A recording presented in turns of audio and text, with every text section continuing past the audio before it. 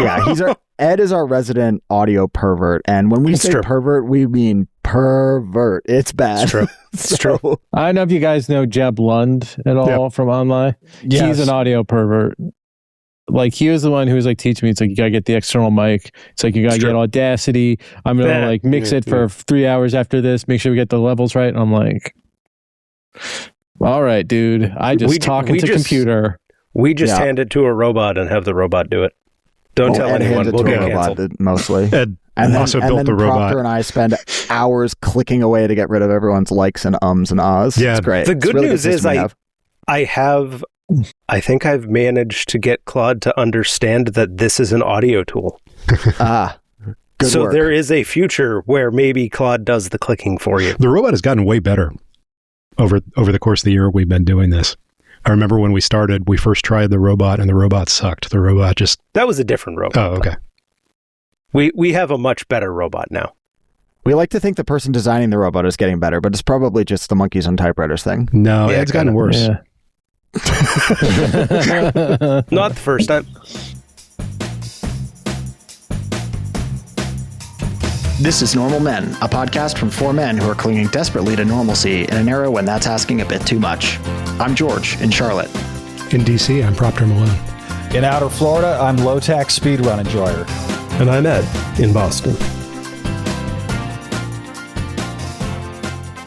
Well, joining us to discuss audio perversion tonight is Aaron Kleinman. You may know him as BobbyBigWheel online, and we have a variety of good and bad news to talk about this week, which is kind of nice. We get both sides of the spectrum as opposed to just the deluge of bad news, which has been so common recently. I think we did have 1 week a couple weeks ago where it was like, it was nice to have a nice short, not much news this week, good or bad. That was a nice change. And then the monkey's paw curled, and here we are. So Aaron, welcome, buddy.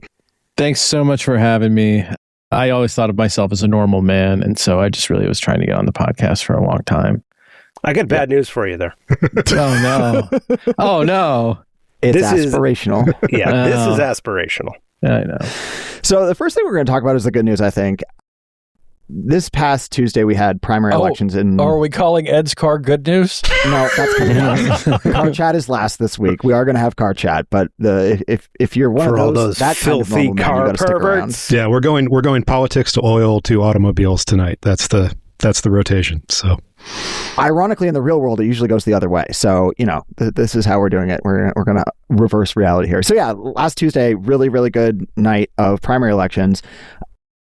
North Carolina and Texas. So, Aaron, what was some of the stuff that jumped off the page to you? Do you want to start with Texas or North Carolina? Should we have Aaron explain what he does these days? Sure. Oh, yeah. Who are you? Who am I? So, I'm the head of research at Heartland Signal, which is a multimedia media company that also has a radio station, WCPT 820 in Chicago. And I went in there in October to kind of beef up all the work that we're doing and really get more of a state level focus on what we're doing. I want political coverage to kind of downplay what actually goes on in Washington, D.C. and focus what actually happens in the states, because there's just way too much attention to D.C., not enough at the state level. That said, I really want to talk about this Texas U.S. Senate primary so badly. Because I think it has ramifications across really everywhere in politics, because Jasmine Crockett had kind of figured out a problem that Democrats had in 2024. And the problem was that Democrats had no idea how to get news in front of people who hated news. And Jasmine Crockett had figured that out. You might not have, and it was kind of like a Trump thing where she would make news for bad reasons. She could make news in a way that would embarrass you as her political ally, but she could get in front of people that weren't paying attention to the news. And she, in December, she decided, you know what? I can run for Senate based on this. And it was a really it was a test run of an idea that campaigns don't really matter anymore. All you really need to do is be able to kind of penetrate the consciousness in a way that your opponents can't. And her main problem is that her opponent could also do this, that maybe to a lesser degree, but also she just didn't run a campaign. And it actually really, what this race showed is that... What does that mean, though, like, didn't run a campaign? Like so what does a modern political campaign look like that she didn't do?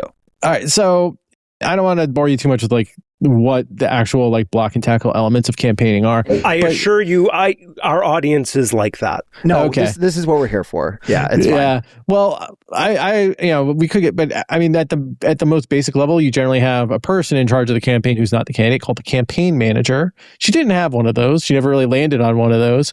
Again, and I think we found out that her belief was that, if I can just breeze through this primary against this state representative, James Tallarico, I won't need to, I can save my resources for the general election. And that's always a bad idea, because like a primary is also in general a campaign's first chance to like actually see if what they're doing is working, even though it's a different type of electorate. You can kind of like, it's a way to measure like, am I doing the right things here? It's like only if you are just like insanely strapped for cash, which a US Senate candidate in a plausibly competitive state would not be, should you not do that. So she didn't really run that type of campaign. She didn't really run TV ads. I know everyone hates TV ads, but the reason why they spend so much money on them is that they do work.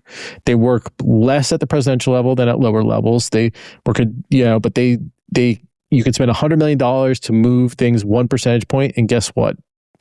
That 1 percentage point can be the difference maker sometimes. So sometimes you need to spend $100 million on TV. So she didn't run as many TV ads as Tallarico. And also, but the main thing about Tallarico is that he wasn't like this parody of a DC consultant, generated candidate. He had the ability to penetrate the consciousness as well. He went on Joe Rogan. That was like the big thing after 2024. Someone who can go on Rogan. He went on Rogan, and Rogan said he should run for president. He went on Stephen Colbert. CBS's lawyers were jawboned into like telling them to pull the interview, and it ended up getting like 85 million views on YouTube. Again, that's an inflated metric, but relative to everything else on YouTube, that's still pretty good. And so, he was able to kind of do well in the attention economy as well. And the fact that he actually ran a campaign is what ended up making the difference. And so there's this idea. Dispatch from friend of the pod at Swotialism on Blue Sky, who said he lives in Texas's 18th congressional district, which is urban Houston. This is a place where Crockett needed to absolutely run up the score. Like, she needed to win a huge margin here, because heavily black, heavily progressive, or heavily Democratic at least, like, this is where a bunch of her votes were. And he was like, I didn't see anything from her during the campaign. I didn't see literature, I didn't see signage, I didn't see any canvassing, anything like that, nothing. So it's not just about like, she didn't buy TV ads. It's like the basic infrastructure of campaigns that has been around for 150 years just didn't. She didn't have people block walking, which, canvassing is still like, again, people really got tired, and it's kind of losing its marginal utility, as are all campaign tactics. And it is kind of a question going forward, like, how much does this stuff really matter? Because increasingly people's attention is on their screens. Increasingly people's attention is governed by forces outside of like communities that are more governed by algorithms and group identifications. And so it's like, does this stuff even matter anymore? It's a big question, actually. And it matters less than it used to, but it still really matters. And Jasmine Crockett kind of found that out the hard way. And so James Tallarico is now your Democratic Senate nominee in Texas. Should we also talk a little bit about like the coalitions that came out for each of them? Because I think it's interesting things about the party. Well, it does, but also it's kind of like the real election sickos actually called it, because East Texas, where is really kind of the base of the Democratic Party, is heavily black, and kind of West and South Texas, it's whiter and more Latino. And if you look at kind of the 2020 U.S. Senate map, that's what I use for my benchmarks on election night. And it looks very similar to 2020 with some notable differences. And I think it's kind of just, Crockett maybe did a little better than her companion candidate Royce West did in like some suburban areas, where she actually did better among the wine moms than people might think, because she's been on MSNBC so much. But Tallarico he had similar to the winner in that one too, MJ Higar, where he really cleaned up among Latino and really Anglo voters in the western part of the state. And like in Austin, where he's from, he ran up like a 50-point margin in Travis County, home to Austin. And Austin does have a significant black population too. So that was, when I saw that on election, I'm a bit more conservative on like calling races on election night. But when I saw that Travis County result, like that he was up by 50 in Travis County when like she needed to lose by 20, I'm like, oh, she's toast. And so, yeah. It kind of turned out that was the story of the election, right? That basically Tallarico ran it up in two urban areas over his expectations. But other than that, the numbers were maybe consistent with Crockett pulling it out. Yeah.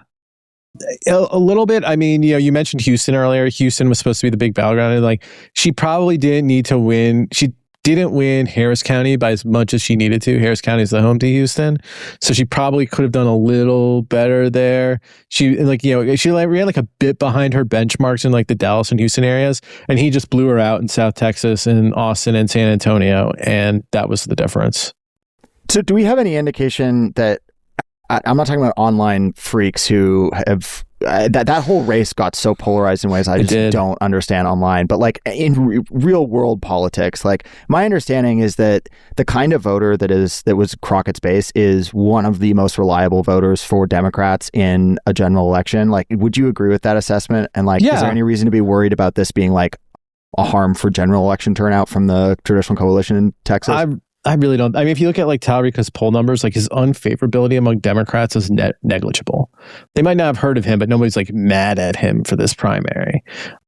And so, people are worried, like, can a black candidate on the ticket goose turnout among among lower propensity voters? Maybe, but I mean, I think the main thing that's going to be turning out voters is Trump.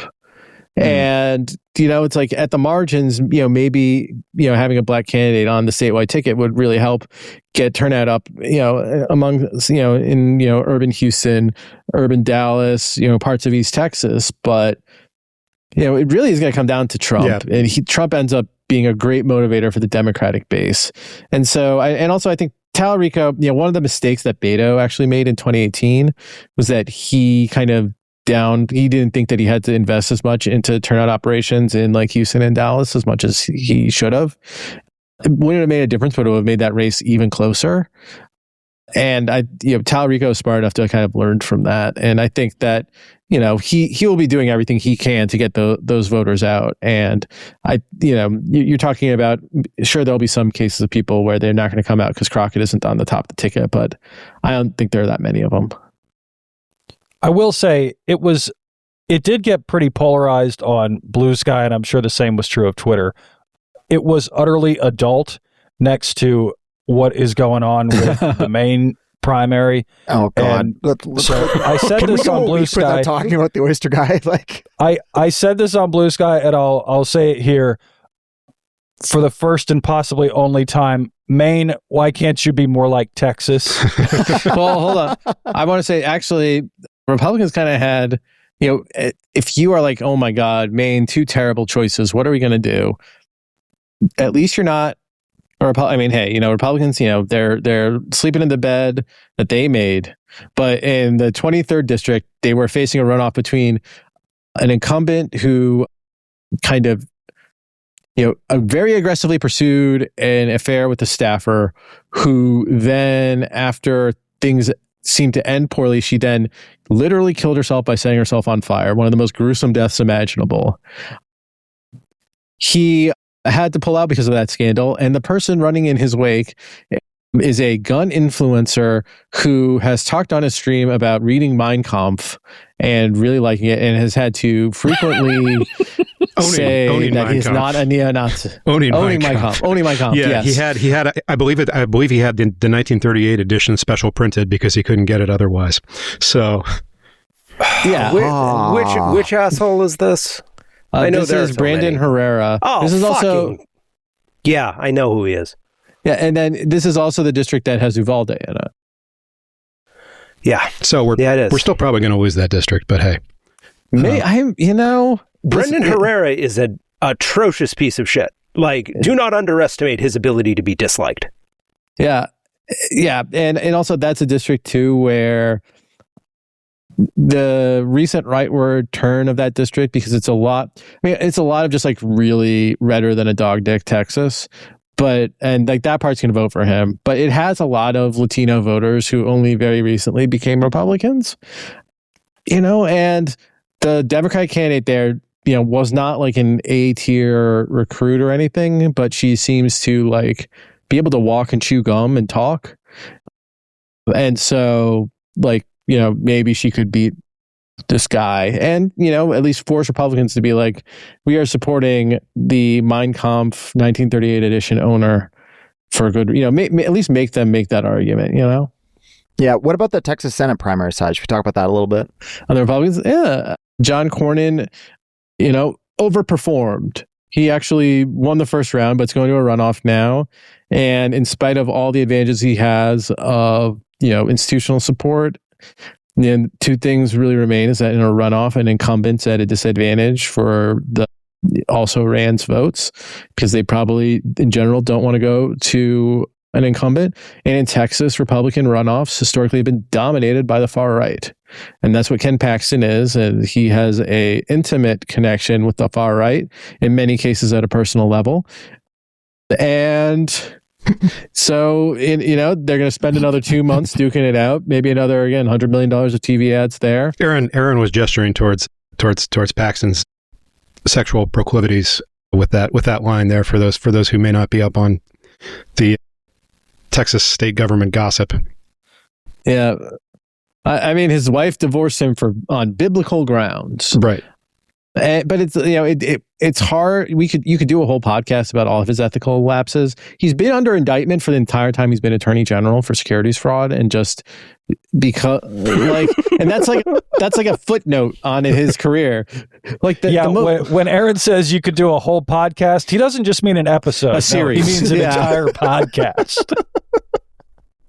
Also, being under indictment for securities fraud these days, even dating back to whatever 6 years or whatever it's been, 12 years. You really 12. Sorry, whatever. Oh, you really so much for a speedy trial, right? And yeah, that's like getting banned from Waffle House in Florida, like that one guy in the Republican primary here. Yeah. Yep. Well, wait, what?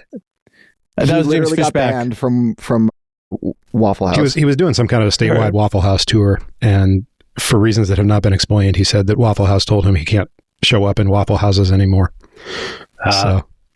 So this is not a mutually agreed on terms of a settlement. Apparently, you're not allowed to be racist at Waffle House. You can do any manner of other violent things and crimes, but being racist, not one of them. So being racist, good on you, Waffle House, sort of. Yeah, if you've ever been to a Waffle House, you know why that's the case. I mean, it's just like you get a full cross-section of society in those places, and society tends to be pretty black in a lot of places where Waffle Houses are. Yeah. So, yeah, I mean, it makes sense. Yeah. Yes. Smothered, covered, neutral ground. Hell yeah. Hell yeah. Waffle House, brother. So, I want to go back just 1 second here, because Aaron touched on something that's a longtime hobby horse of mine, which is these border counties, RGV counties in Texas. My pet theory on that is that the reason that they swung so far Republican over the past several elections is the absolute gigantic federal money hose that Trump pointed at them for border fortification in term one that has been substantially toned down. That's not really where this giant amount of ICE and CBP money is being spent anymore. So they're taking the guys away from there and deploying them all over the country. Right. So, they're not propping up local industry anymore the way that those guys may have been accustomed to under Trump 1. Might be an opening. Yeah, maybe. I mean, a big part, that's part of it, but I think there is a secular decline there in terms of just like, because, maybe in like some of the cities, kind of the southernmost part of the RGV. So like, you talk about like Brownsville and Hidalgo County and all that stuff. Like those areas are like, because they're like actual cities, and those are like, they're pretty dependent on like, light industry and Commerce, those, and Laredo too, also, like those areas you could kind of see, like, because they're actual cities, you could kind of see those like bouncing back. But like a lot of the like just like super rural voted Democrat forever areas are just gone. Yeah, like they're gone. Those got, it's like those are people, the residents there, it's like the border crossed them. Their ancestors have been there for 200 years. They have very little culturally in common with the Democratic Party. And like Trump may piss them off when he talks about how he doesn't even speak Spanish, but just like it's going to be harder than that to get those rural areas back. So I think you'll finally just see the rural urban split among the RGV counties that just you see everywhere else. It's heartwarming in a way that we can normalize, everywhere. I mean, yeah. I mean, really, the one exception to that, like rural black voters still vote super Democratic. It's like less so than it used to be, but it's still like, they're still like a bulwark of the party. But beyond that, like rural, urban, polarization has come across the board in this country, and that includes the RGV board. Yeah. Definitely includes North Carolina too, which was the other big state that had a primary on Tuesday. And there are a bunch of different ways to attack that. I think on the rural-urban split, one of the best ways to start talking about it is talking about how Democrats are basically exercising party discipline at this point in North Carolina, which is very unusual historically. Republicans started doing it about 15 years ago, and now Democrats are very serious about that. So there were 3 examples of this where you had 4 actually. 4. Well, okay, there are 3 so there were 3 incumbent Democrats who frequently sided with overrides, and then an old incumbent who had lost his primary before he was trying to make a comeback, and there are basically 4 Democrats who, they still all supported Harris, as far as I can tell. Yep. They still consider themselves Democrats, but they sided against the governor, who's a Democrat, on a bunch of key votes on transport bans, on ICE cooperation, and also like on budget, on utility stuff as well. Yeah, that was the most recent one. Yeah, basically rolling back some of the climate plan that had been agreed to. Well, and also it wasn't just that though. It ended up increasing fees paid by ratepayers. Yep. Which was basically a lobbyist giveaway. Yeah. Just for folks that aren't familiar, North Carolina still has vertically integrated utilities. So whenever you hear headlines about the wholesale power market, like PJM or whatever, like that doesn't really impact us. When I pay my utility bill here in Charlotte, the wires that bring the electricity to my house, the substation that those attach to, the long-distance transmission lines attached to that substation, and the generation assets that are feeding those long-distance transmission lines are all owned by the same company, which is not how it works almost anywhere else in the country at this point. There are still vertically integrated utilities in other places, but like North Carolina still has vertically integrated utilities. So Duke Power is incredibly powerful in this state because they are really important economically, obviously, and they're big. They're like a very, very large corporation, and this is, the New Deal arrangement around how utilities ran is very much alive and well in North Carolina and some other parts of the South too. So that's just, they're a very powerful force within the lobbying efforts within the state. But yeah.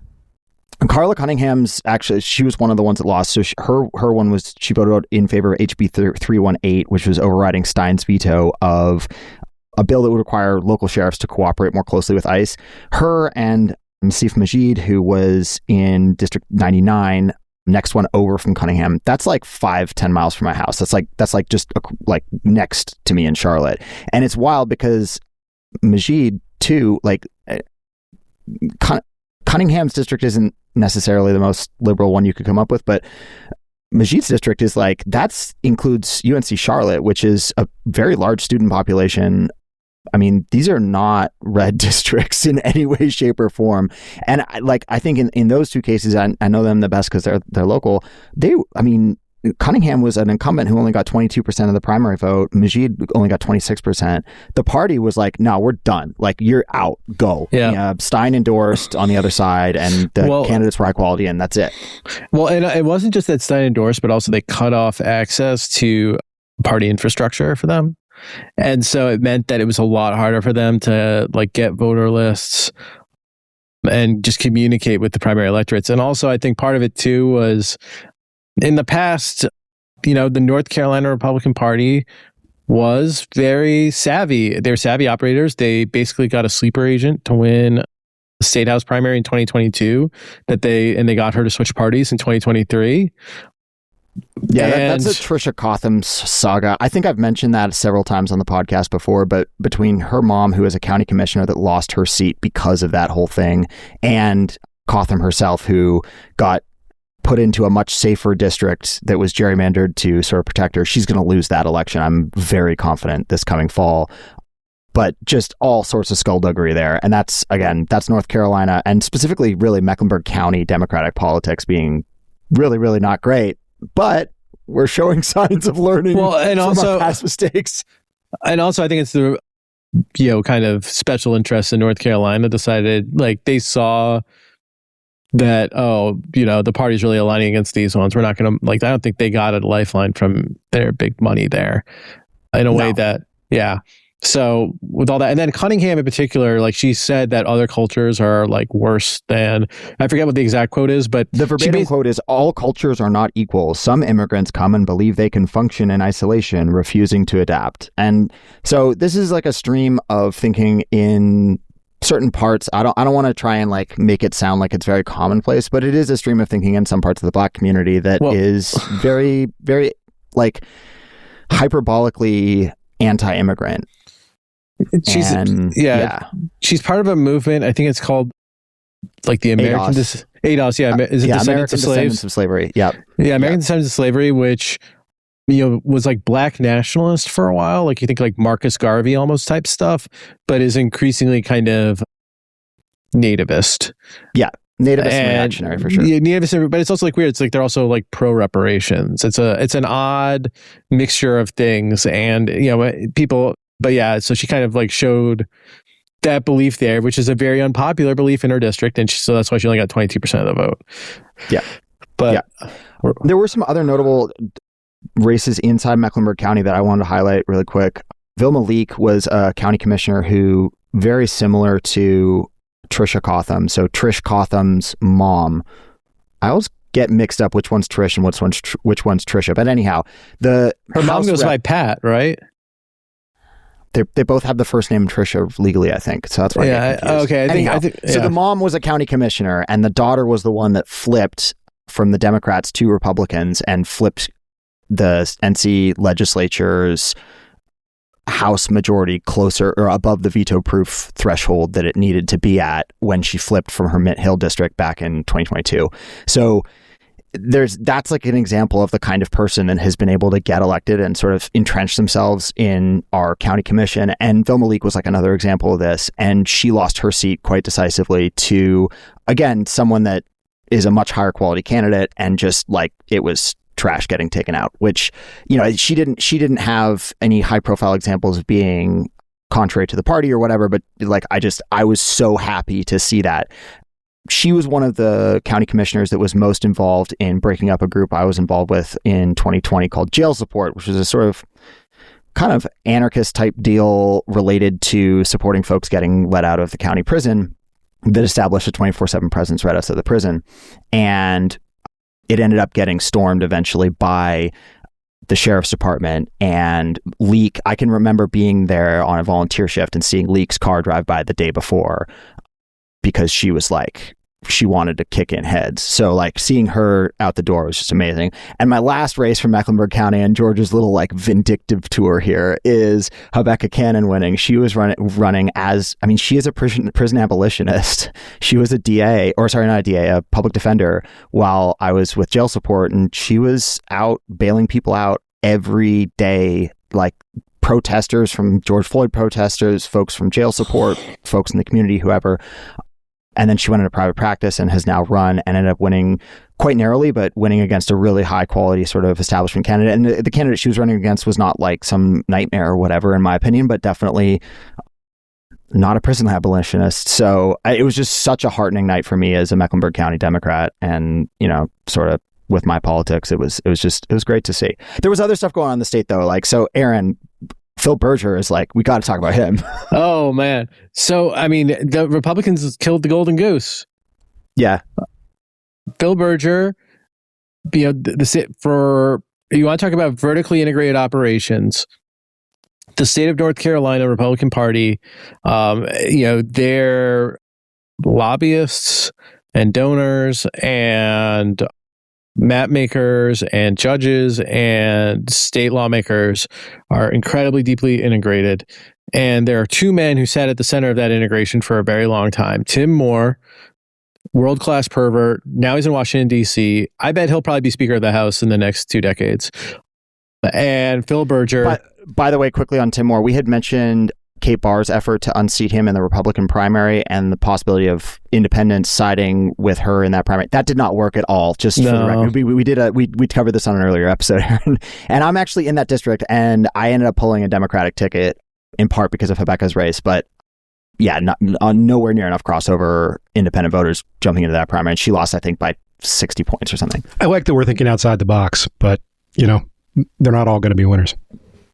Yeah, I just wanted to close that particular loop. But yeah, Berger, he's the other one. And he really was the one who made sure that the big donors were aligned with the legislature's priorities. He was the one keeping that money machine on more than anyone else.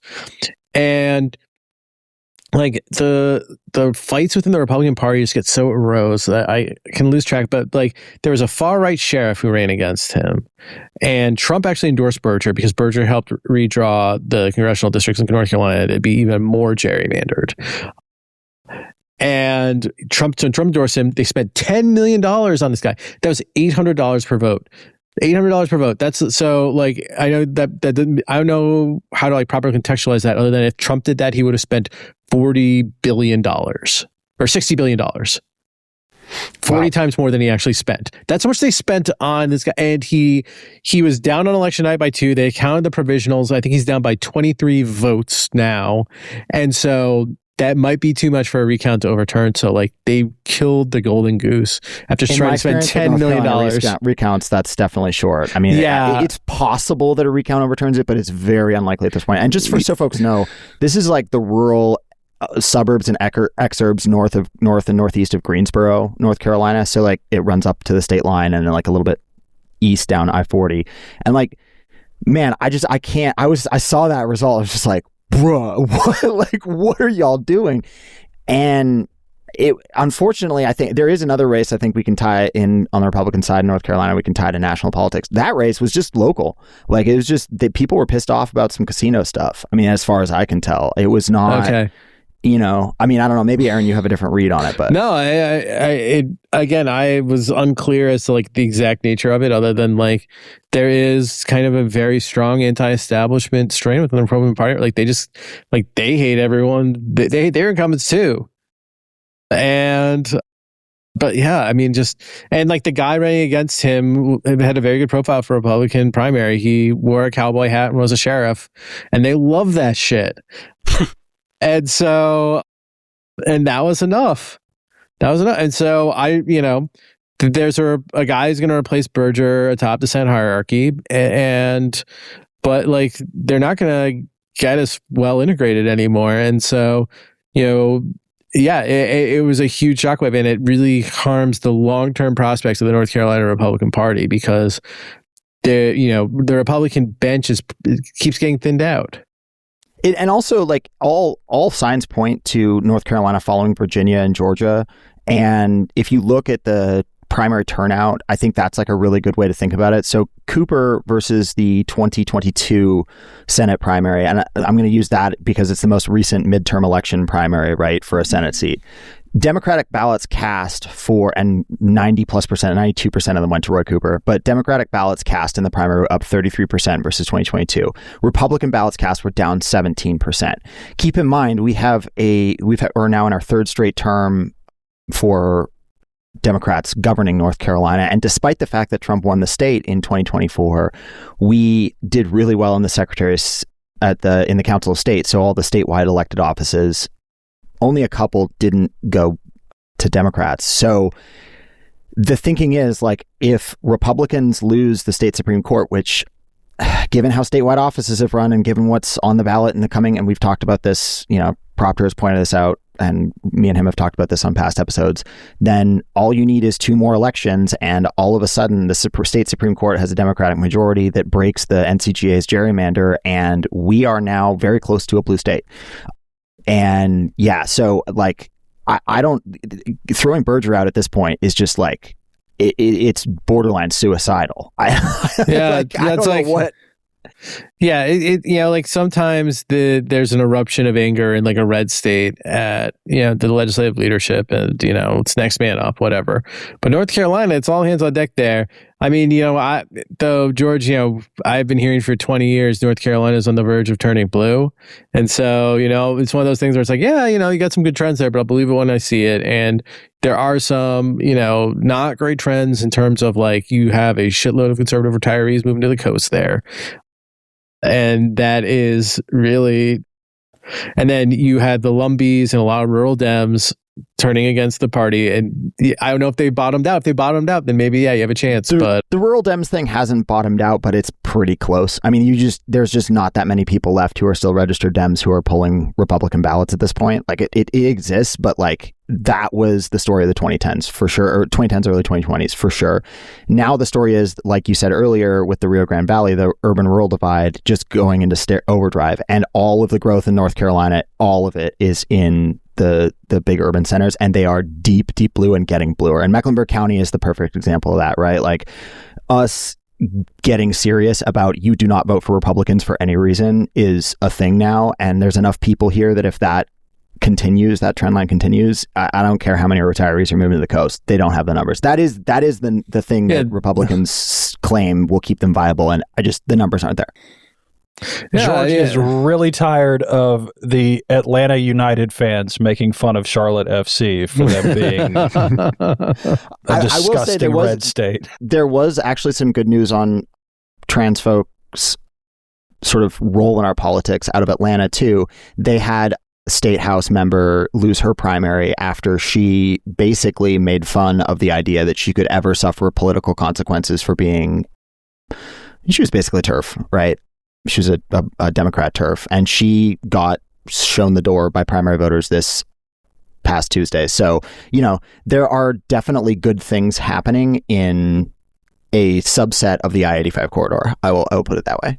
We should clip that and send it to Gavin Newsom, by the way, and his comms. Yeah, I would say that I don't think that she was a full-blown TERF. I think that her positioning was basically in the Newsom lane, where she was clearly to the right of where the Democratic Party now is on trans rights, but she wasn't over where the Republican Party is on trans rights, if that makes sense. Now, she was a dick to parents of trans people, and I think that was a real problem for her. But if you want a preview of a take I have on trans rights, I think that if Republicans spend $100 million attacking Democrats on trans rights, they're losing, because people won't care if the price of a barrel of oil is $120, and they won't care if inflation's still beyond that, inflation's still high, that the government's using ICE to terrorize their own citizens. If all these awful things are going on, if they turn to trans, it's gonna be too discordant. It's gonna be like, in 2024 when we were like, all this bad stuff going on with the economy, but if we just run on abortion rights, people love us on abortion rights, and that may be, people may agree with you on one issue, but they're not going to vote on it. They won't vote on it. The thing I took heart from, and again, this is all primary stuff. Like there were general election implications that you could read out of it, but I just am really heartened that like basic party infrastructure and primary voters are being pretty consistent in my part of the South about this, where like if you are that type of Democrat, like it's not going to fly. And it's nice to see Democrats getting serious about making sure that everyone's a team player for the coalition. Yeah. So, Aaron, what you're saying is, if Trump, though, reversed everything that he was wedded to doing, then they could run $100 million on trans rights. And that's get away right. With it. If he can make it 2019 again through science or magic, then trans rights is a winning issue for Republicans. Yeah, I feel like I'm old enough to have the sense that I've seen this movie before on trans rights, right? Like back in the 2000s, we had this backlash election in 2004 where gay marriage was widely credited as a winning issue for Republicans. And then they proceeded to get to absolutely eat shit on that everywhere besides on Proposition 8. That's the thing. When you have like a kind of purely social issue with no real material consequences, the shelf life of that is so short. And there's thermostatic backlash that hits.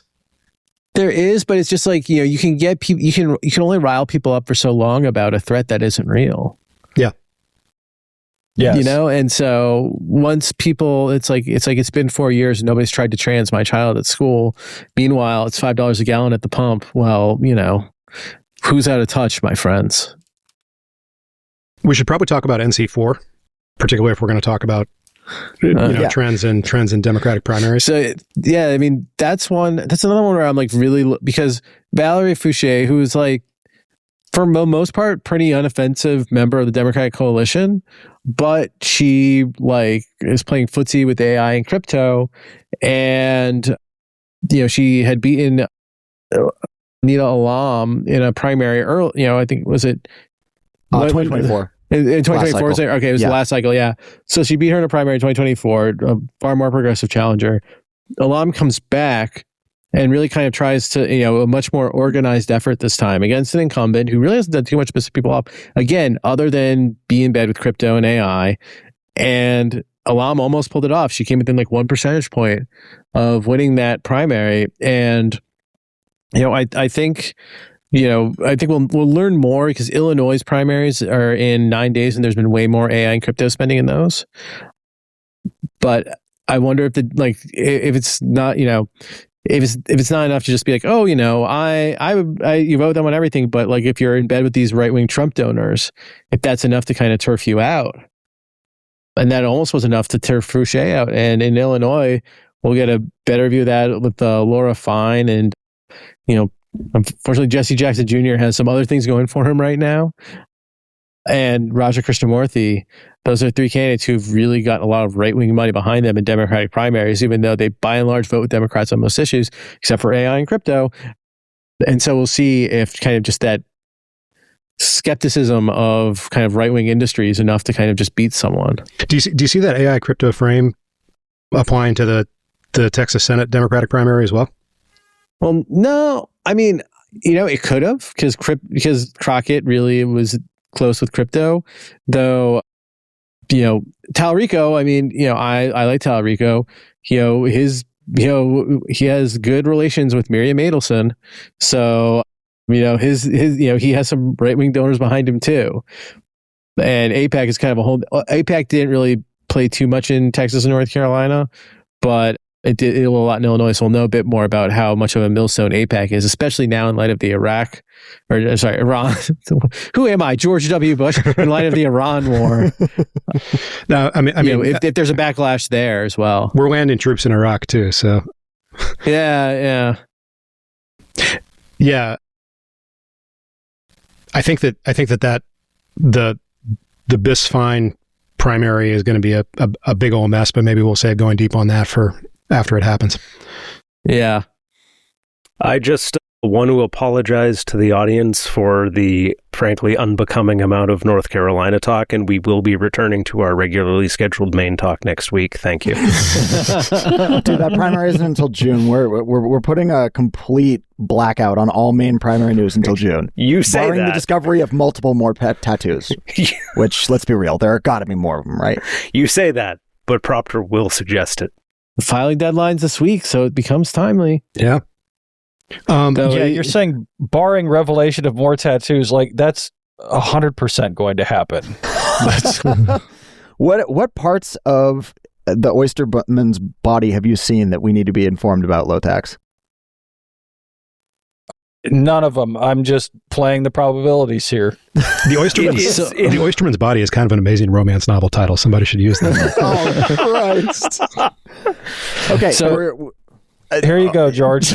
my copy of John Maynard Keynes's treatise on probability. Not even I own that book. God.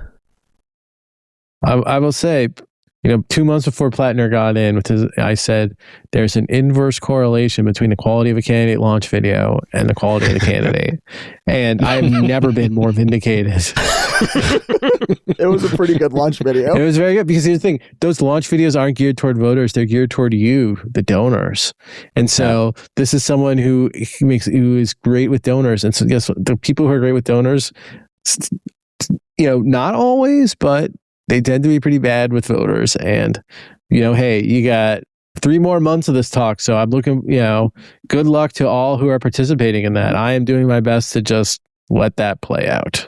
I'm just going to shout out that literally everyone I know quit that campaign. And this happened twice. They had 2 complete ejections of all of their not paid for staff.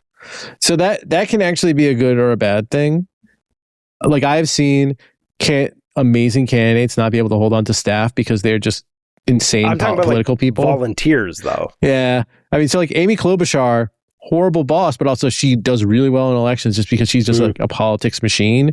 And how many Nazi tattoos ejected her volunteers? Yeah, I know. And then there's the other one where it's oh, no, the campaign's a total mess. And it seems to be that this is more that one. You want the lobbing binders at underlings kind of dead-eyed politics psycho, not the gets a Totenkopf tattoo kind of dead-eyed politics psycho. That's exactly what I'm saying.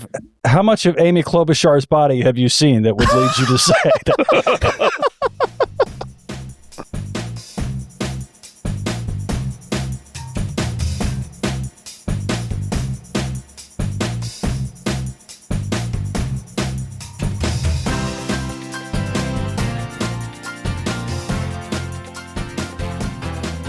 I wanted to ask Aaron about Montana if he's got thoughts on it, but yeah, Montana. So that's again, I mean, it actually, you might as well talk about the price of oil because here's the thing: if oil is this expensive come November, then Montana's in play. All right. So I mean, it was a really. I mean, I think people generally hate it when politicians do that. I don't know how long it lasts. Just can we explain what happened for folks that might not know? So the incumbent Republican senator Steve Daines waited until the day filing was due to announce that he wasn't running, and he made it so that, and because he was the incumbent, nobody else was really running for the seat. And then at the last, so he's I'm not running, and then the U.S. attorney, a Trump appointee for the state, ended up having his petitions ready, and he filed for the seat. And now, even though he's not really been vetted by the public at all, he's the de facto Republican nominee in a pretty red state. This is a shady thing. It's both parties do it in politics. It happened in Illinois when Shuey Garcia announced last minute he wasn't running, and his chief of staff was the only one to pull signatures in. I remember this happening in a Kentucky race a few decades ago. On the Republican side, both parties do it. It sucks when they do it. It takes votes away from people. I've never really seen too much of a backlash to it, unfortunately, because people, they tend to be well, that's politics, baby. And what are you going to do? But Montana historically, again, it's getting more and more Republican. The people moving there are moving there because of Yellowstone, and that's not great for Democrats. And so it's there might just be a ceiling on Democrats they can't breach, but the main non-Republican is an independent candidate, Seth Bodnar, who's the head of the local university. You have a Republican tainted by kind of this shady deal. Maybe it's enough to get people out of their partisan silos. I don't know. Do we know how many potential contempt charges are on this U.S. attorney? It's in Montana, that border tends to not attract a ton of stuff. So, this guy, I mean, but he's still, he is a Trump apparatchik, probably. I mean, it's weird. A U.S. attorney. Okay, but how about bribes? How is he on kava bags? I mean, we're going to find something here. Yeah, no, I mean, I'm guessing that, in a lot of states, the U.S. attorney is, especially one where Trump probably doesn't care about the cases there. It's probably just someone who's friends with the senators, and that's why also, he was the guy. That's not nearly as fun, though. I know. So it's unclear. The thing is, this guy's totally unvetted. Who knows what kind of skeletons he has? And so, We'll see what skeletons he does have. Maybe there is a kava. I don't think they have kava in Montana. Yeah, that's a little too lib. Yeah, it's a little lib code. I mean, Missoula might have they would be a good turf for kava if they were within their retail footprint. That's true. Yeah. They probably at least have like a blue bottle coffee or something. Yeah, I wonder, like, if you're listening to this, please write the guys and tell them what the most bougie thing in Missoula is. We do have at least one person in our cinematic universe who does live there. So this is a call out. They got to have like a Lululemon because they're everywhere, and I'm sure there's a Trader Joe's. It's this thing now because I remember when my wife and I we went on vacation in Montana 8 years ago, and I was kind of amazed that you can just eat really well everywhere now, including at Glacier National Park. There's just chefs who've just been priced out of New York. I'm like, you know what? I will live in Columbia Falls, Montana, and make the most amazing bison burgers for the people coming through here.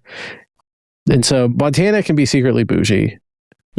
So I vacation in Montana from time to time, and I just want to throw out 5 on Black, which is a chain of Brazilian bean bowl places that's entirely contained within Montana. They've got a weird food scene. It's pretty good.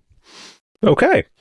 I'm just thinking of this federal prosecutor running for office and Trump debating whether he's going to endorse him and asking him about the tedious Smokey the Bear commercials, whether he's done anything to prosecute those. What, is he confusing Smokey the Bear with Yogi? No, you don't remember that tweet? No. Oh, yes. I try not to pay attention to this fucker. Yes, back 1,000 years ago, Trump did a tweet in which he was just thinking aloud and said, "Who is paying for these tedious Smokey the Bear commercials? Enough already." This was from the before times when he would sometimes this is when he was popping off about Diet Coke too. Yes. Yeah. Thoughts on Twilight romances. That was the That's right, Kirsten Stewart. Yeah, the times that were. All right, oil or Earl. So, in case you've been living under a rock, oil is, as of this moment, we're recording on Sunday night about 9 p.m. right now. WTI is trading at, call it 110. 110 the figure.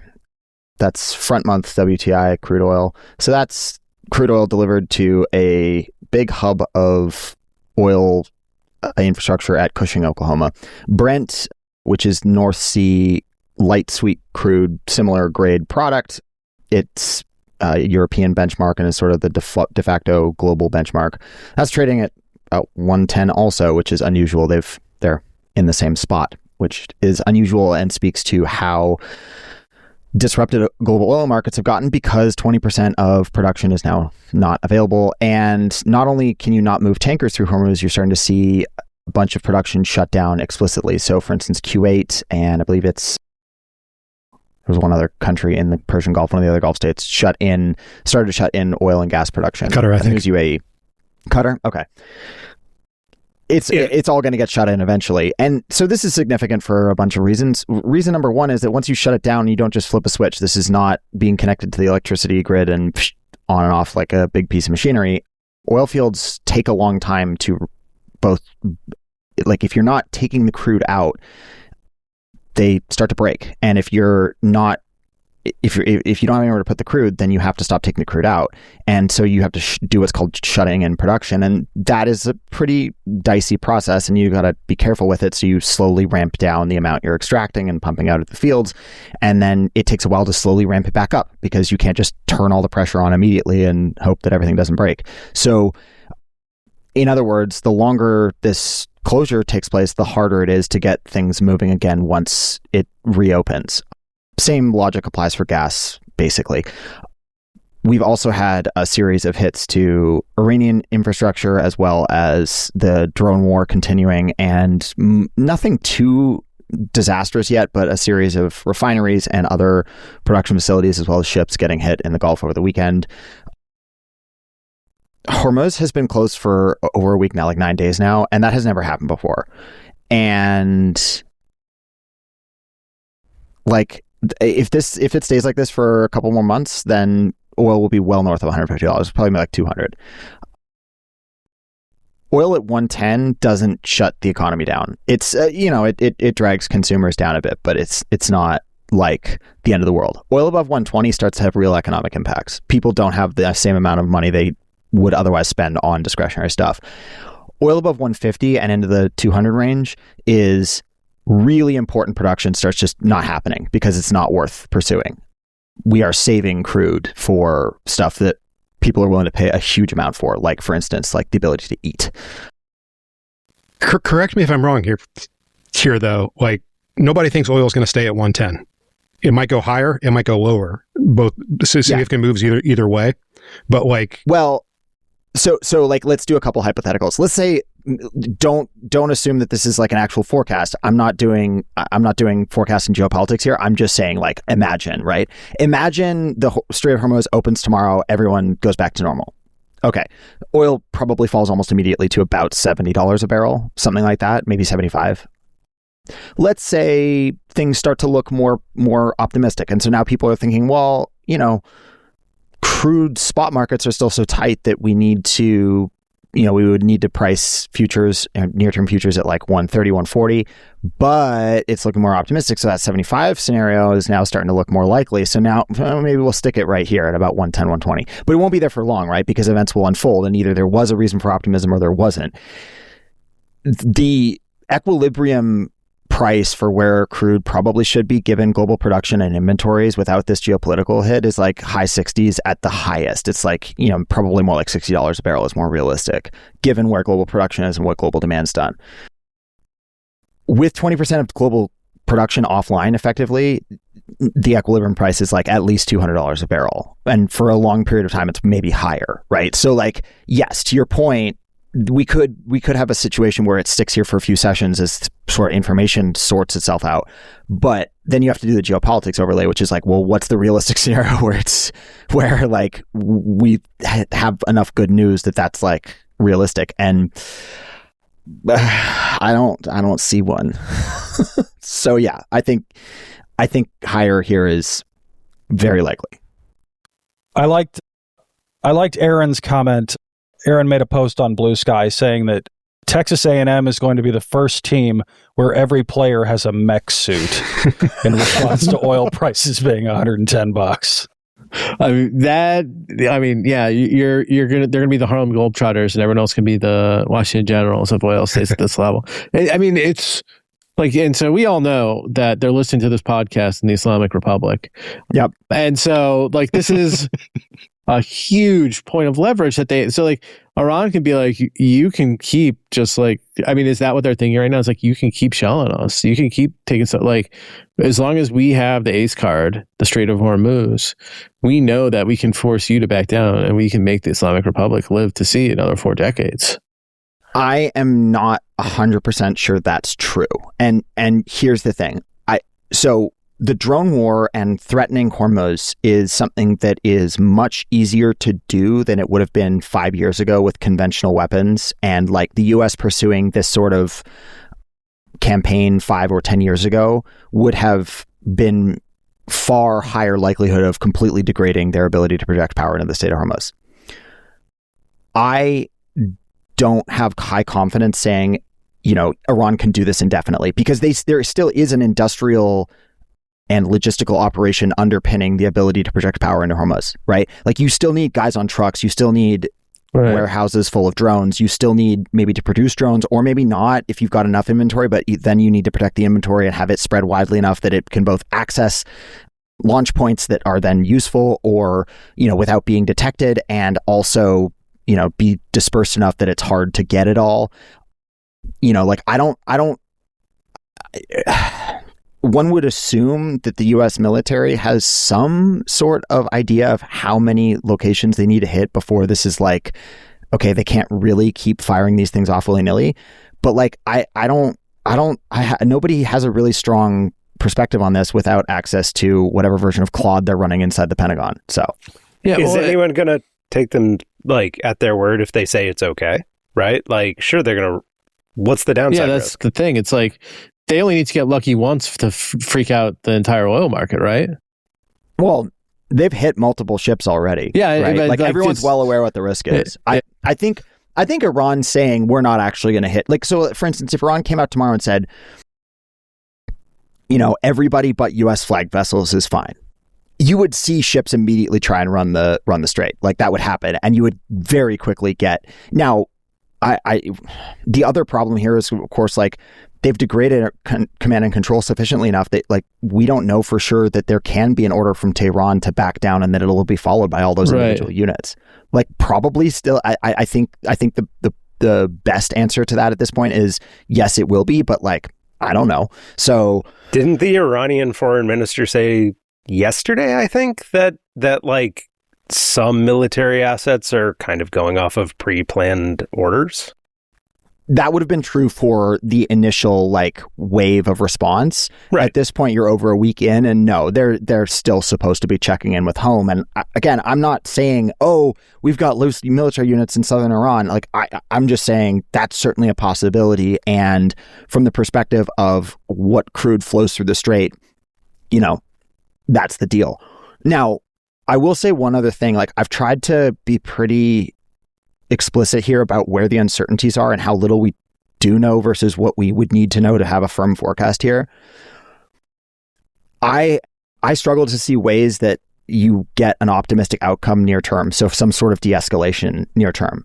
And there's a bunch of reasons for that, which I don't have to badger on about further, but there are huge uncertainties here, and you should not take anyone's view that like, oh, oil is going to go to X dollars, or this is going to have Y economic effect, or this is going to, evolve in Z way. Like anybody saying that doesn't know what they're talking about. I'm sorry, they don't know what they're talking about, because there are too many uncertainties here to be like, have really, really strong takes. What I will say is the longer Hormuz stays closed, the higher oil prices go. That's like just really, really simple math. Like, and for a given oil price, we can be fairly sure how specific users of oil will react. That's fine. But that's all very short run. In the long run, the equilibriums are totally different. And by long run, I mean multiple months, right? Like just have really, really low confidence in what happens next, because you shouldn't have high confidence because it's complicated.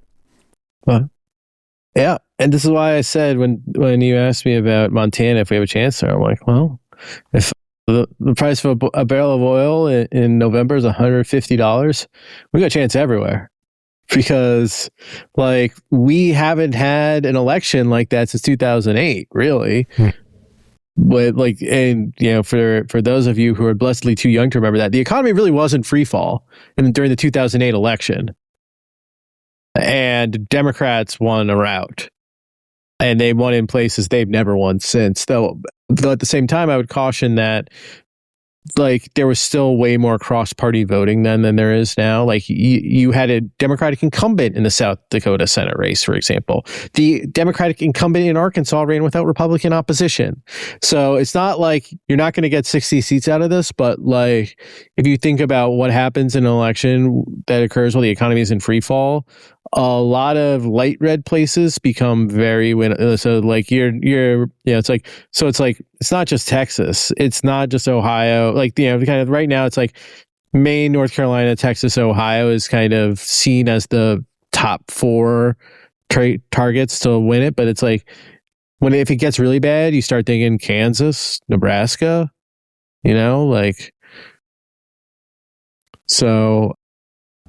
Yeah, like the economic uncertainties lead to a lot of political uncertainties. So I'm just very wary of, people making very strident election predictions for about the November 2026 elections. They should hold fire for a little bit, because we really don't know what the economy would look like and what politics would look like of $150 barrels of oil. My only strident take about the November elections is that Roy Cooper is going to romp. Other than that, I don't really have a take. It seems like it's headed there. Yeah. Yeah.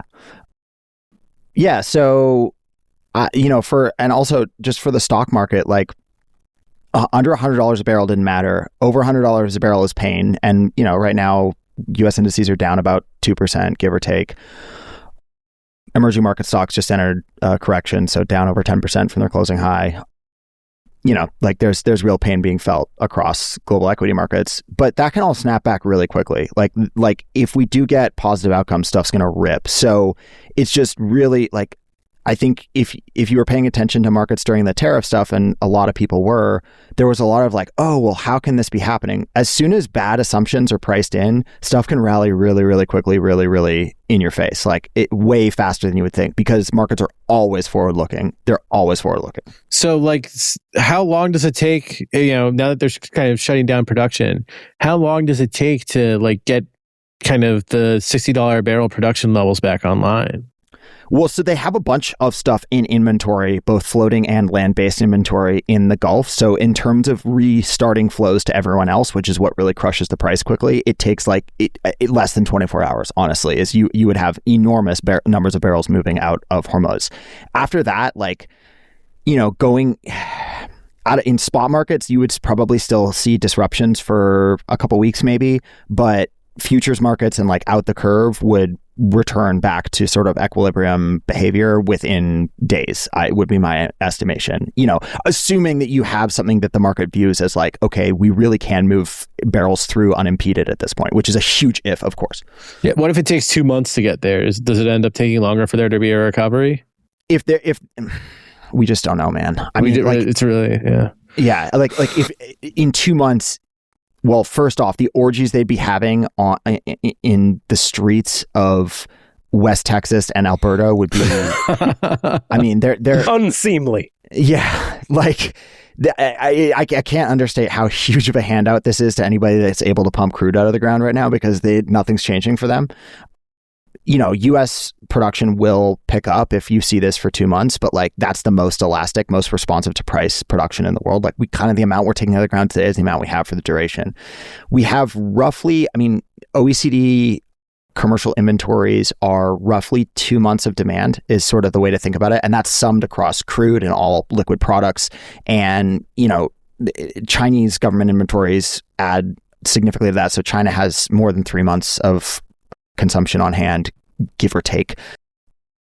The Strategic Petroleum Reserve is another source of supply in the US. But for the typical person, like typical corporation, whoever, anybody that's using oil, whether it's to fill up your tank or to produce plastic or whatever, all that doesn't really matter, because the way global oil markets work is price just draws crude where it needs to go and where its highest value is. It's very, very fungible across markets. So it's all going to get worked out through price, and that price is going to move very quickly to respond to events. Until Hormuz reopens, it's going to keep marching higher to 150 and then 200. And, getting to 200 probably requires at least a month of closure, probably more like 2 to 3 months, but it's for sure a possibility. Grim. I'm just really glad that throughout this entire section, we thankfully did not have any breaking news, because I really worry about your voice having to read those in all caps.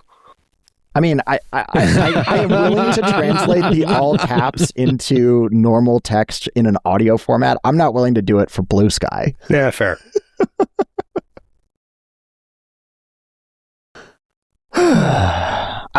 We can also talk, I guess, just bat around a little bit what y'all think about the possibilities for de-escalation.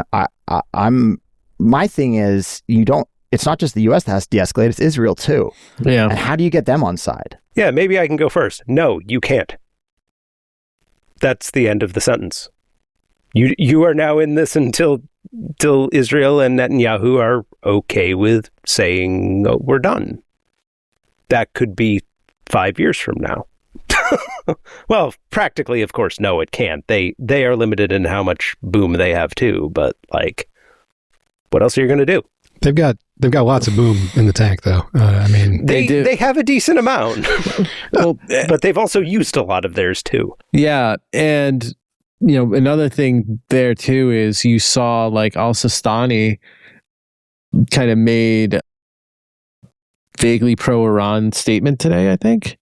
And if you think about kind of what happens if all of a sudden, kind of a lot of, not just, if you have militants across the Middle East all of a sudden being really kind of like, oh, we're like really going after Israel now, that does become a problem for them. And, it's kind of the thing that nobody really wants to talk about here, but it's like, the risk of a really bad terrorist incident is way higher now than it was a few weeks ago. Yep. And these are all things that, again, it's hard to know how they'll play out exactly, but it certainly wouldn't lead, it's kind of hard to see that leading to a de-escalation. And, it's really just like, is it possible for us to eliminate Iran's ability to close the Strait? I think that the lesson from the Houthi experience is no, that, we just did this with the Red Sea and the Suez Canal. Their shipping through there is still down something like 80% from what it was 4 years ago. We threw something like $150 million worth of missiles into the desert trying to get these guys to back off, and it didn't do any good. Jobs program. Yeah. So,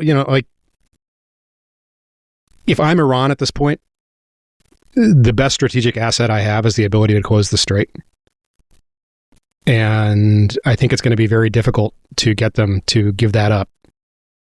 Well, they wouldn't give it up. It's really kind of just like, can you stop it by force? And it doesn't seem like it. But and like at what or at least get it down to a manageable risk level for, like at what point is kind of our Qatar and Bahrain and these other countries being like, what, we are willing to live with like a 95% chance of getting through the Strait just because like we're getting crushed so bad. There's some like fleet and being aspects to it too, right? Because like until somebody tries, you kind of probably do need to assume that yes, Iran can project force and yes, can fuck your lunch. People were trying this week and it did not go well for them. Right. It was like I think 2 tankers got lost and 1 container ship, or maybe the other way around. I think you're right. Yeah, and we're saying, but we're going to start doing ship escorts, and maybe you can, increase the percentage going through that way. But you're taking on other risks that, even if things go well, that's an expensive process. And like, we don't have do we have the kind of naval tonnage volume to like escort what they need through the Strait? We need a boat pervert on for that one. Yeah. I think the answer to that is plausibly to at least get something through if you do it some sort of convoy style. But I mean, yeah, it's a big challenge. Either way, throughput is significantly lower. So let's say you're able to get Hormuz back to 10% or 20% of what it was sending through before, which I think is probably a pretty optimistic assumption given naval assets we have in the region.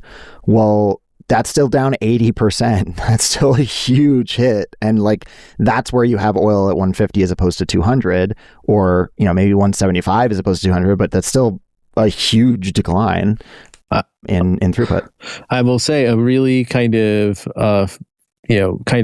powerful sounding, but ultimately futile gesture is exactly the type of thing that Trump would do. So I feel like that's in the future. That checks out. I mean, there are so many constraints too on getting your hands on enough tanker capacity to actually run through there. So I'm sure people have seen discussions of the insurance market. That's assuming that the ownership of these vessels is still ownership of the cargoes in the vessels is still like private interest. I could imagine a scenario where the Trump administration decides, well, let's just buy tankers and their cargoes, and then we'll collect the money on the other side for them. We'll buy them on the way into the Strait and then sell them on the other side. That is in and of itself. I'm sorry if I'm giving them ideas, by the way. That is still in and of itself we can edit it expensive. Out. Incredibly expensive, and you will lose ships doing that. And you have to find crews that are willing to run that risk, right? I mean, 1 in 20 chance. Let's assume they're able to guarantee something like 95% of tankers get through. If it's a 1 in 20 chance that the LNG carrier you're sitting on goes boom, that's a high chance. Yeah, that's a very high chance for that outcome. There's a lot of downside skew there. I'm going to need a big payment, and I'm going to need it up front. The other thing is, this is a multimodal attack surface here, right? Like it's not exclusively drones, it's not exclusively missiles that they can throw at things going through the Strait. They can launch boats. If we give them the opportunity, they could mine it. I don't know what they could do in terms of like shoulder fired crap from the shore, but that doesn't necessarily seem entirely out of bounds.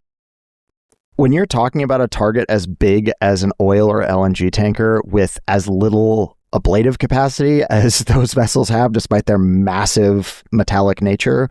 Like, Syriana, by the way, great movie. The closing shot to that movie is a literal boat with an outboard motor using a Stinger missile warhead to blow up an LNG carrier. It doesn't take much more than that. I mean, you could plausibly disable some of these ships with a couple RPGs, which is, yeah, they're made out of the same stuff. They're made out of the same stuff as the molasses tanks up in the north end.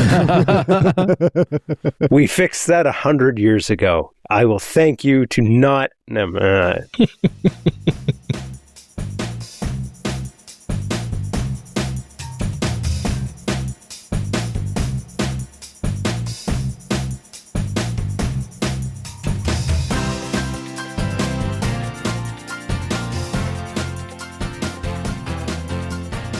So, moving on from the oil crisis in the Middle East, Ed is having a transportation crisis of his own. Oh no! Not yet. I'm not. Wait, hang on. So before Ed does this, I believe George owes Stellantis an apology as a preface to this. Does he not? I do not. In fact, I don't care how bad the outcomes for Ed's plug-in hybrid Ford have been. They are nothing compared to the crimes enacted on the American driver by the Stellantis Corporation. You mean just by the existence of Jeep or the over... Okay, good. The Grand Wagoneer on its own is much worse than anything that's happened to you. You know, that's fair. Especially because nothing's happened to me yet. I just add the Dodge Charger to that as well. Yeah. That makes me sad. The EV version of the Dodge Charger is actually worse than the original version of the Dodge Charger, which is, I didn't think was something that was possible, but they managed. I'm trying to think, who buys an EV Dodge Charger? They made an EV Dodge Charger? Literally nobody, and that we've seen that in the sales data. Oh, and then if you type EV Charger, Google thinks you want level 1, level 2, level 3. The answer is level 2 if you're building one in your garage, by the way. Yeah, I haven't, because the battery in my now problematic vehicle has decided, well, it wasn't big enough to need to charge that fast. So, yeah. So Stellantis has been saying troubling things about their electric vehicles, particularly the Jeeps, for a while, such as don't park them inside, which honestly is a real, that's a thing to hear. And this week I got in the mail a letter from the Ford Motor Company saying, by the way, don't charge your batteries above 80%. And I'm like, that sounds foreboding. Then I go look online and they're the same batteries that are in Stellantis IEDs. So I'm over here like, so should I not park it inside? I don't, but like, I feel like I should know this. There's a little bit of a gap here between the same batteries getting a, hey, maybe just don't do things, don't car, and these fine folks from Dearborn going, send it, it's fine. Yeah, try to keep your face away from your car's hood if you can. Yeah, I did learn about the term thermal venting this week, which it's better to learn about from a book than experience. Trust me on that one. That's true. That's a fair point. So I have been on the phone with those nice folks about, hi, you're buying my car back, right? And we'll see how that goes, because I can't sell it. Do I want to be spending $5 a gallon in gasoline when I'm carrying around an inactive battery? These are the questions that we're learning about in 2026, and I'm honestly not a big fan of it, or of the Ford Motor Company, or of Michigan generally. I'm actually a huge fan of the Ford Motor Company because I don't care what the gas price is. It literally doesn't impact me in the slightest. So have fun. Well, poor Ed's car in a year is going to end up on a little boat in the Gulf, headed toward an LNG tanker. Oh. And then it won't work. And then it won't work at that either. It's fine. Ed just Syrianaing his car into the Ford factory in Dearborn. Please, I'm pretty sure my car was either made in Canada or Mexico.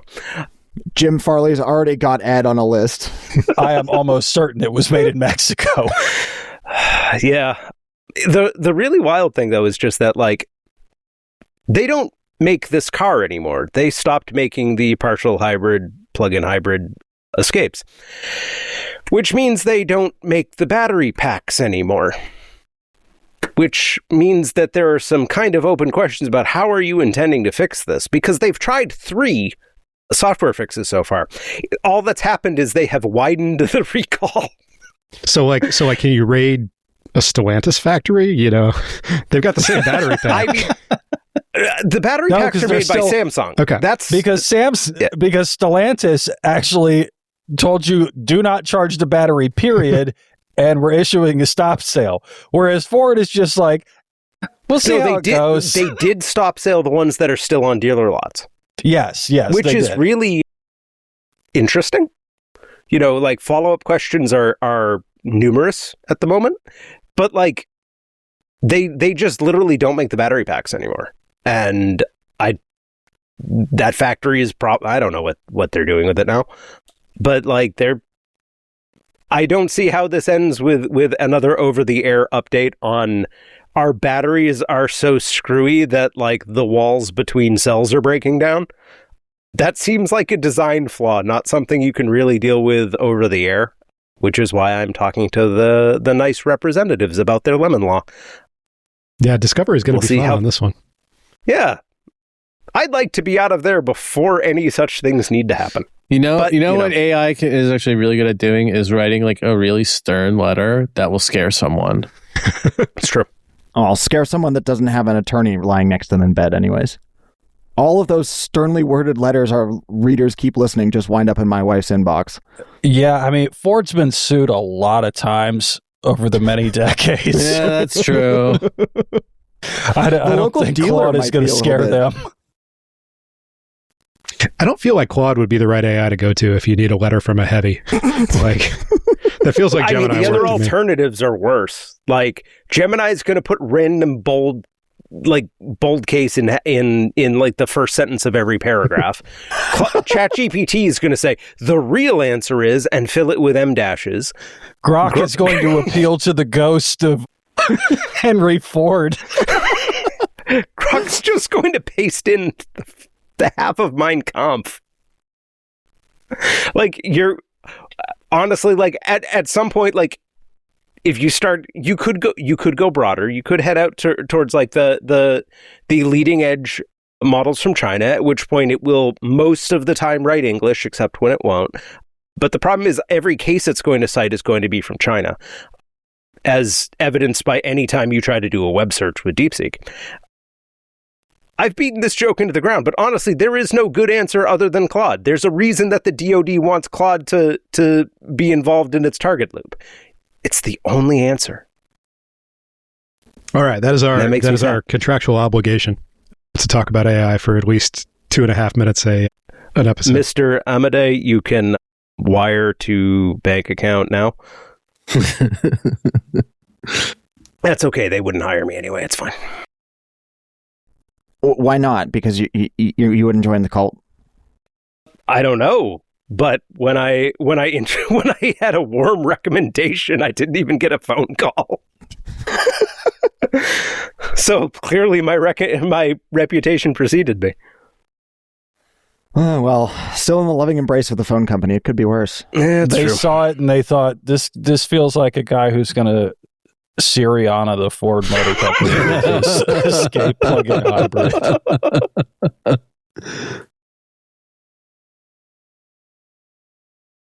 All right. Well, thank you, Aaron, for joining us. Where can people find you?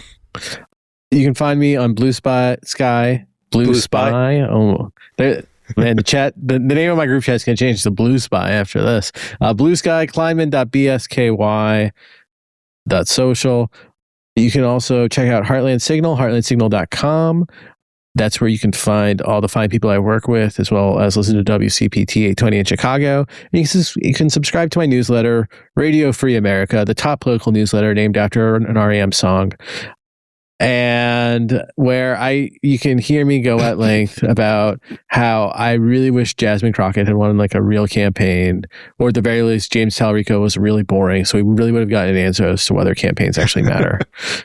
So this is the first time I have ever interacted with Aaron. So like this is the first time I've looked at your Blue Sky timeline. And honestly, this is like if Rich Lowry had a TBI, might be an all-timer.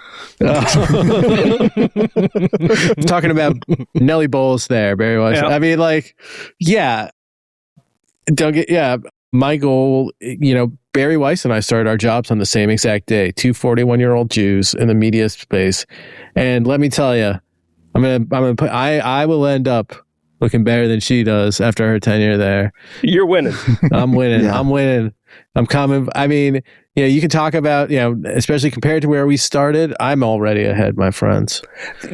By doing nothing. You can win this one just standing still. It's great. Yeah, no, we have big plans at Heartland. So please check it out. I got a great group of coworkers that are all over what's going on. Right now, it's more regionally focused in the Midwest, but I think we are trying to go countrywide and really just get people up to speed on all the insane stuff that's going on in your state capital. And I know that that there's some insane stuff going on in that state capital. We're trying to figure out what exactly it is. Mine's fine. Have you seen what's happening in your Senate primary, buddy? No, I'm trying not to. All right, well, for Normal Men in Charlotte, I'm George. In DC, I'm Proctor. In outer Florida, I'm low tax speedrun enjoyer. And in Boston, I'm Ed. Stay normal, y'all.